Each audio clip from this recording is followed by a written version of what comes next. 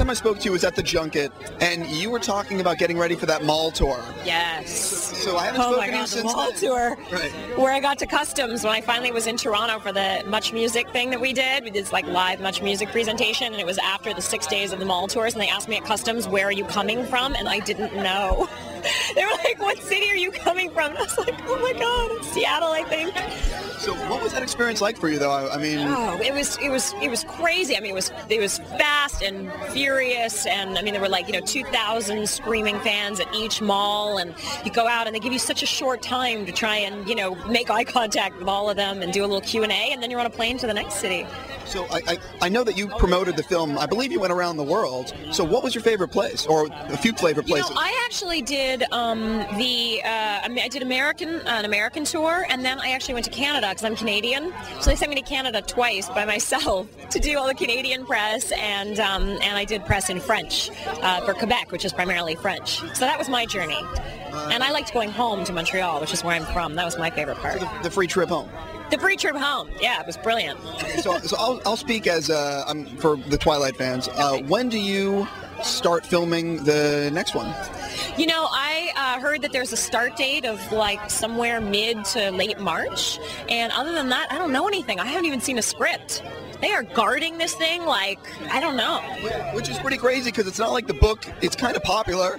People know what happened. I know, like people know the story, but I think they appreciate the fact that, things have to get condensed like they did in the first one, and I guess they're just trying to leave room for some element of, surprise and exploration. So I have to ask, obviously you've read the books. Yes. So what are you most looking forward to in the second movie?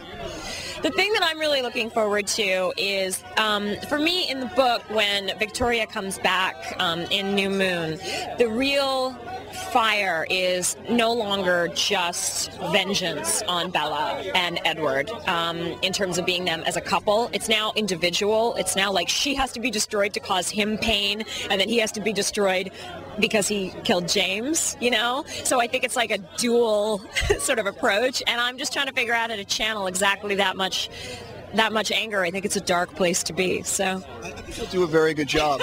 But I have to say, so this whole process for you has to be a little bit almost overwhelming. Can you believe you're going to be filming another one of these and it's going to be out later this year? I mean, the whole... Well, the fact that it has a start date of November 20th already. I mean, the fact that I haven't seen a script, I haven't been confirmed. I don't know when it's, I don't know when we're filming. I don't know anything except that I'm in the books. That's all I have to go on right now. So the idea that it has a start date already, like a release date, is just unfathomable. It's Gathegi!